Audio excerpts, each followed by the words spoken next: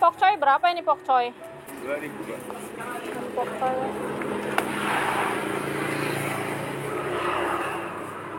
Nah itu udah.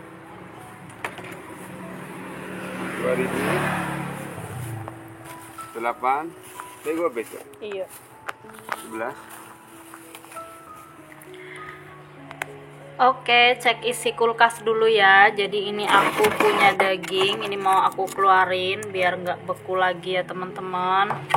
Terus di sini aku juga punya jamur enoki, sisa 1 biji, 1 bungkus maksudnya ya. Terus ini aku punya putren yang waktu itu belum dipakai, jadi hari ini mau aku olah. Sama ini aku mau ngeluarin cabai dan juga bawangnya. Terus ini aku dikasih terong sama oyong dari ibu. Ibu juga dikasih sama temennya gitu ya habis panen. Jadi kebagian juga akunya. Paling ini bakalan dimasak besok sih. Sama udah deh. Jadi itu udah kosong tuh isinya, tinggal es batu sama keju. Assalamualaikum warahmatullahi wabarakatuh. Balik lagi bareng aku Rina. Apa kabar teman-teman semuanya? Semoga selalu dalam keadaan baik-baik saja, dilancarkan rezekinya dan dimudahkan segala urusan-urusannya. Amin. Oke, jadi sebelum mulai masak lauk pauknya, ini aku mau masak nasinya dulu ya teman-teman.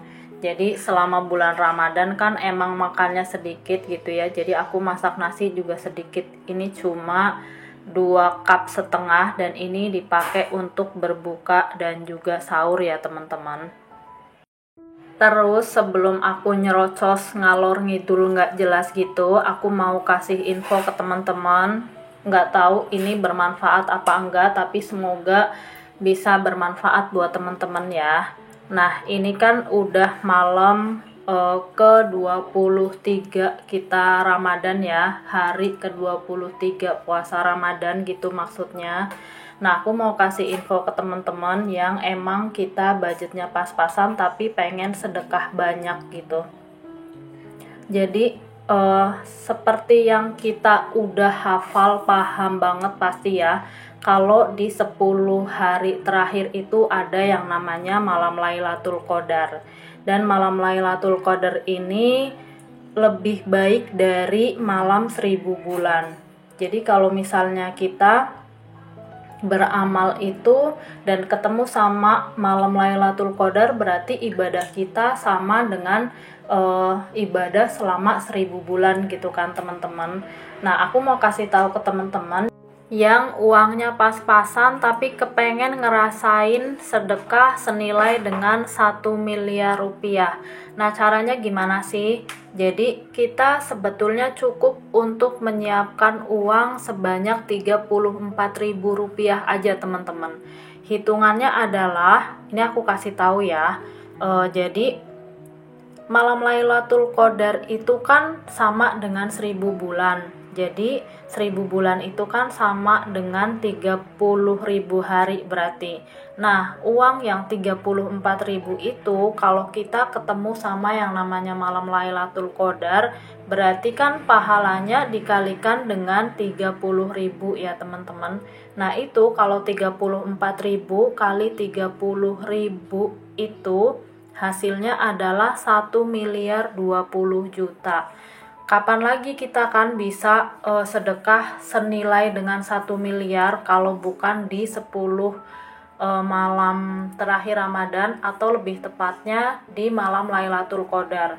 Nah, malam Lailatul Qadar ini kan kita nggak pernah tahu di mana gitu ya, karena masih misteri gitu.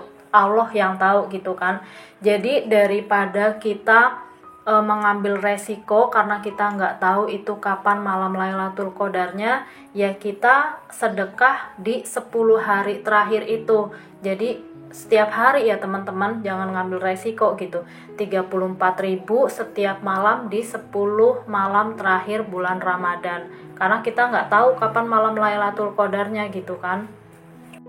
Mungkin nanti akan ada yang berpikiran atau komen, "Mbak, kok pahala ngatur-ngatur sih? Itu kan urusannya Allah."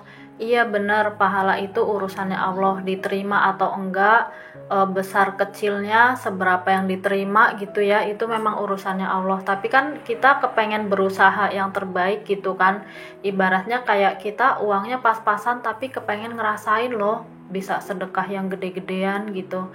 Nah jadi ya ini sih salah satu cara aku ya, aku juga nemu ini dari salah satu tempat yang biasa aku sedekah gitu ya teman-teman. Jadi kalau bisa sedekahnya itu untuk yang wakaf. Kenapa? Karena kalau wakaf itu misalnya wakaf Al-Quran, wakaf pembangunan masjid atau pembangunan pesantren. Nah itu kan dipakai terus menerus ya teman-teman. Jadi insya Allah kayak pahala jariah ya nggak sih? Jadi mengalir terus menerus gitu. Ya bukan kita ngebatesin harus sedekah ke tempat yang kayak buat pembangunan masjid atau sedekah Al-Quran, enggak. Tapi kalau emang misalnya pas-pasan banget uangnya, tapi kepengen gitu ya ngerasain pahala yang mengalir terus menerus, ya begitu caranya. Kadang sedekah juga butuh strategi teman-teman. Jadi kalau emang misalnya teman-teman cocok sama info yang barusan aku kasih tahu, teman-teman bisa lakuin, atau kalau misalnya nggak cocok ya bisa ditinggalkan gitu ya. Karena kita kan sebagai manusia beda kepala, kadang beda juga pikirannya gitu. Jadi kalau emang misalnya cocok ya silahkan dilakukan, kalau enggak ya di skip aja gitu. Nah, buat teman-teman yang masih bingung, terus aku kalau sedekahnya di mana nih gitu. Bisa teman-teman habis terawih gitu ya, masukin aja ke kotak amal di masjid. Atau kalau misalnya teman-teman bingung gitu ya, teman-teman bisa sedekah di tempat yang biasa aku pakai untuk sedekah gitu ya. Nanti aku taruh di description box atau aku kasih screenshotannya di video ini ya teman-teman. Mbak, aku nggak bisa kalau misalnya sedekah 34.000 tiap malam, uangnya nggak ada. Ya tinggal disesuaikan dengan budgetnya teman-teman gitu ya, uangnya adanya berapa, nggak harus. Cuma ini aku ngasih tahu kayak yang kalau misalnya kita sedekah 34.000 itu senilai dengan 1.020.000.000 rupiah. Tapi kalau misalnya teman-teman uangnya lebih banyak atau lebih sedikit ya disesuaikan aja. Karena toh yang menilai kan Allah, bukan aku gitu teman-teman. Jadi sesuaikan dengan budgetnya masing-masing, tapi jangan sampai enggak ya, karena ini tuh udah cuma setahun sekali dan adanya di malam Lailatul Qadar doang teman-teman. Jadi ya harus kita manfaatkan betul-betul gitu. Terus ini juga emang udah agak telat ya aku ngasih infonya, karena ini udah malam ke 23. Jadi kalau emang misalnya kita nggak dapet di tahun ini, mudah-mudahan kita ketemu dengan Ramadan tahun depan ya teman-teman. Jadi untuk Ramadan tahun depan itu udah diniatin dari sekarang nih, biar tahun depan bisa melakukan hal ini gitu ya. Mudah-mudahan Ramadan kita tahun ini, amalan kita diterima sama Allah gitu ya, dosa-dosa kita juga diampuni, dan kita bisa ketemu lagi dengan Ramadan tahun depan. Amin. Oke, jadi selain sedekah, jangan lupa juga untuk perbanyak ibadah-ibadah yang lainnya. Jadi itu dia sekilas infonya ya teman-teman, semoga bermanfaat. Terus di sini aku mau lanjut nerusin masaknya. Ini tadi aku udah nyiangin sayur-sayurannya ya.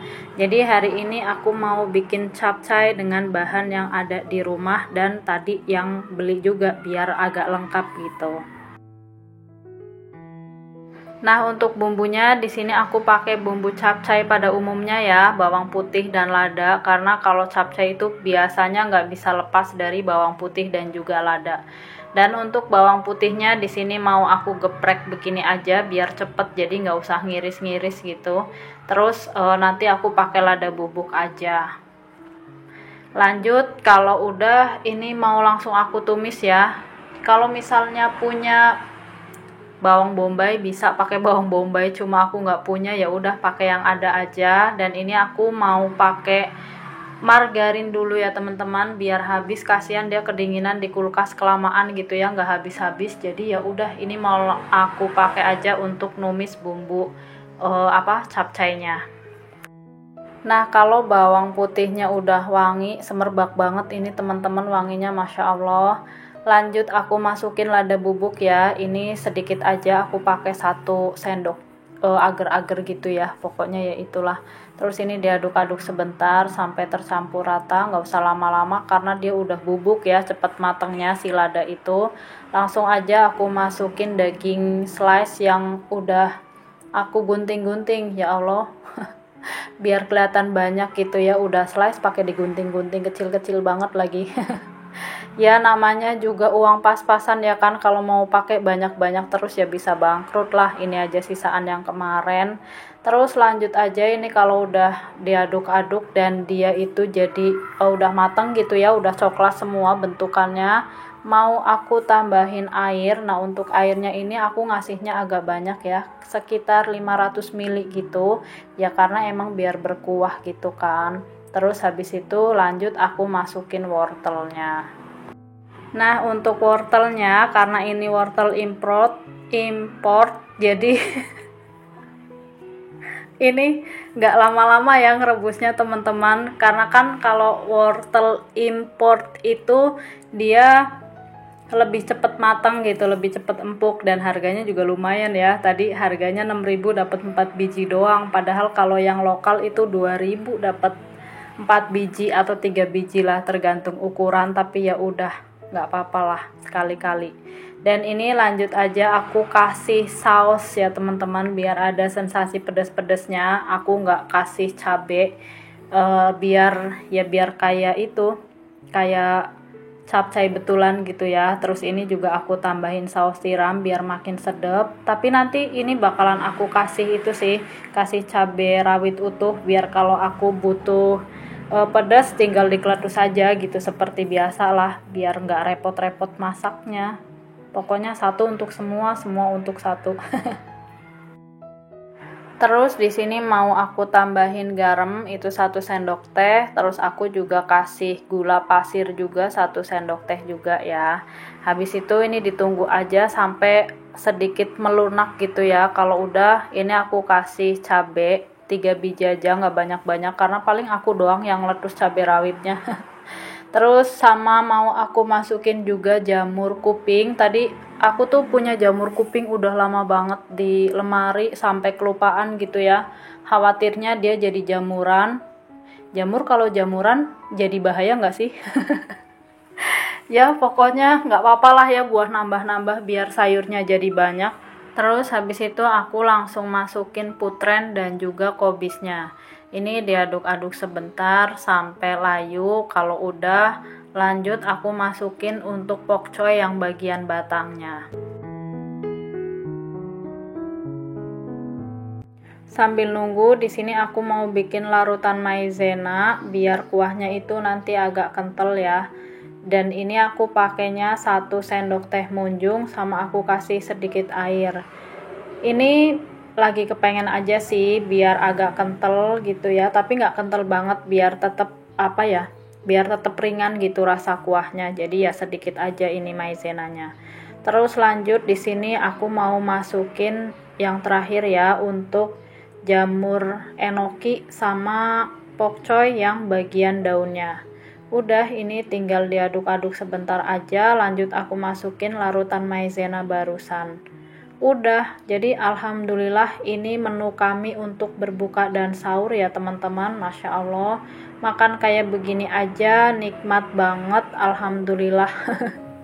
Ya pokoknya alhamdulillah, kalau semuanya disyukuri pasti insya Allah jadi enak aja sih. Terus ini aku tambahin kaldu jamur 1 sendok teh, sama aku juga mau kasih ini saus raja rasa ya teman-teman, secukupnya aja. Pokoknya ini aku masukinnya sesaat sebelum dimatikan kompornya ya, biar tetap wangi, biar wanginya masih ada gitulah, karena di petunjuk pemakaian sausnya ya gitu. Ya udah tinggal diikutin aja, dan ini rasanya Masya Allah enak banget teman-teman. Oke, jadi ini untuk masak lauk pauknya ini kayak gini aja. Aku bikin sayur ini doang. Terus habis itu untuk es buahnya ini aku beli ya teman-teman. harganya 6.000 biar nggak ribet-ribet, karena kalau bikin sendiri juga kan lumayan ya, harus beli buahnya, harus beli yang lain-lainnya. Jadi ya udah beli aja. Dan ini isiannya full banget ya teman-teman, kayak emang dia nggak pakai air tambahan gitu, cuma pakai es batu. Jadi ya udah, ini biar banyak airnya, mau aku tambahin air dingin, terus sama aku kasih sirup melon pakai yang ada di rumah. Karena kalau misalnya bikin gula juga males gitu ya, harus ngerebus air dulu. Jadi ya udah, aku tambahin aja pakai sirup yang ada di rumah. Udah teman-teman, jadi ini aja, alhamdulillah masih bisa berbuka dengan yang manis dan enak. Terima kasih buat teman-teman yang selalu mendukung dan mensupport aku.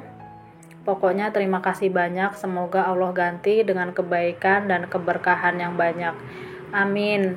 Oh iya, sama satu lagi. Jadi di sini aku juga mau goreng potato stick ya teman-teman. Ya lumayan lah untuk pegangan gitu. Kalau kata emak sih menana cekelane. Jadi biar nggak cuma sayur doang gitu ya, lumayan buat kriuk-kriukan gitu. Jadi goreng ya ibaratnya kayak kerupuk lah ya. Terus emang ada barangnya juga di rumah, jadi nggak harus beli. Ya udahlah, tinggal digoreng aja. Oke, jadi kayaknya sampai sini dulu ya teman-teman. Terima kasih banyak. Sampai ketemu lagi insya Allah. Assalamualaikum warahmatullahi wabarakatuh.